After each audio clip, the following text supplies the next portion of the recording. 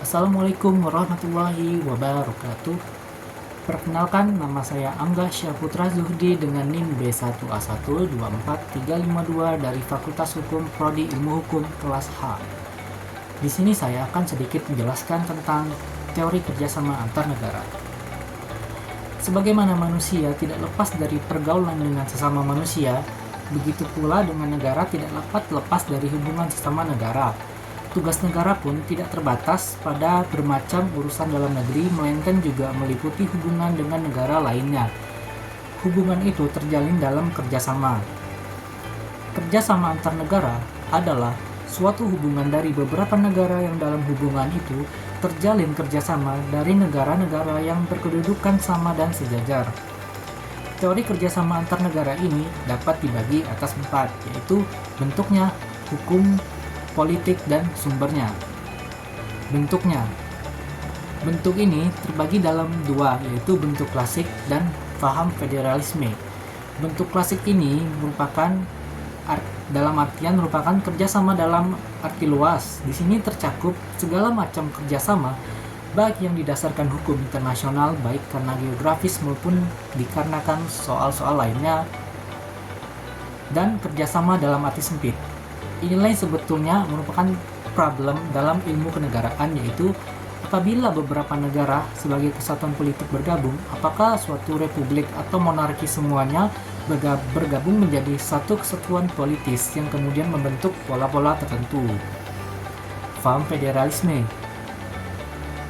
Paham federalisme ini dimaksudkan adalah peninjauan bekerja sama antar negara tersebut apakah menghasilkan suatu organ tertentu atau tidak. Kerjasama antar negara ini yang dapat menimbulkan terbentuknya alat perlengkapan negara yang baru atau alat perlengkapan negara tertentu. Kerjasama antar negara yang tidak menimbulkan alat perlengkapan negara tertentu.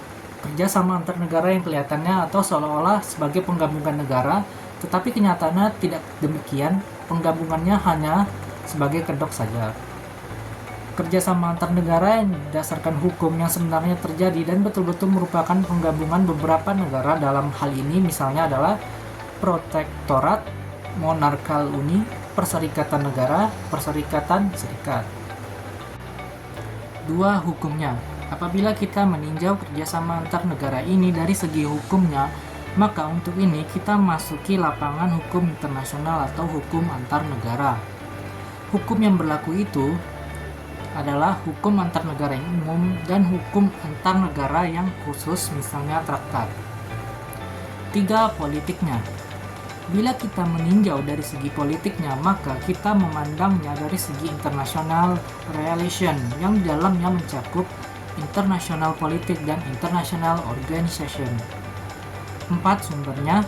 Adapun sumber-sumber hukum kerjasama antar negara adalah traktat, kebiasaan internasional, pendapat sarjana-sarjana tentang sendi-sendi hukum, dan keputusan-keputusan pengadilan internasional. Ditinjau dari sisi kontinuitasnya, kerjasama antar negara itu dapat melahirkan apa yang dinamakan dengan regionalisme. Ikatan kerjasama semacam ini sudah sejak zaman dahulu sudah dilaksanakan oleh beberapa negara dalam suatu kawasan. Pentingnya kerjasama antar negara. Pertama, ialah untuk menghadapi masalah global seperti isu perubahan iklim, terorisme, dan migrasi, membutuhkan solusi yang melibatkan banyak negara. Kedua, meningkatkan stabilitas internasional, yaitu kerjasama membantu menciptakan perdamaian dan stabilitas dunia. 3. Peningkatan kesejahteraan ekonomi. Melalui kerjasama ekonomi, negara-negara dapat saling menguntungkan dalam perdagangan dan investasi.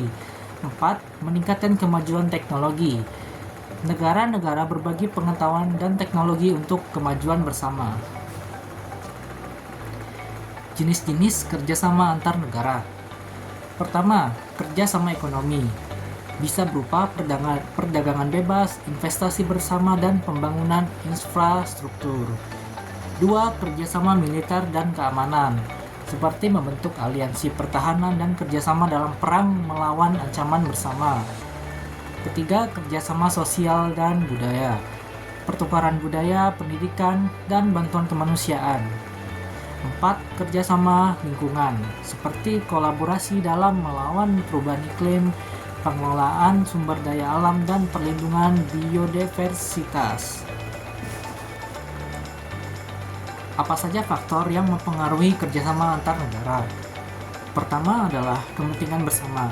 Negara-negara akan lebih cenderung bekerjasama apabila memiliki kepentingan yang saling menguntungkan. 2. Kekuatan negara. Negara dengan kekuatan lebih besar cenderung mendominasi kerjasama, tetapi negara kecil juga bisa mendapatkan manfaat melalui strategi diplomasi. Ketiga, institusi internasional. Organisasi internasional berfungsi untuk memfasilitasi dan mengatur kerjasama antar negara. Keempat, kondisi politik dan ekonomi domestik.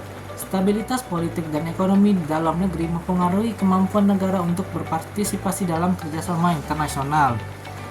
Dan yang terakhir, apa saja tantangan dalam kerjasama antar negara, yaitu perbedaan kepentingan.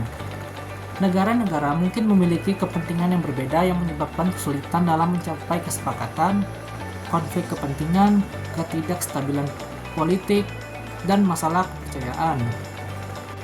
Jadi pada dasarnya, kerjasama antar negara ini menimbulkan banyak manfaat, seperti mengatasi permasalahan global, meningkatkan stabilitas, dan mempercepat kemajuan di berbagai bidang.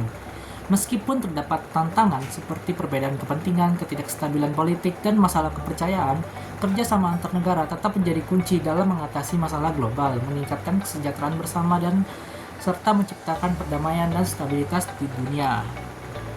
Mungkin itu saja yang dapat saya sampaikan. Sekian. Wassalamualaikum warahmatullahi wabarakatuh.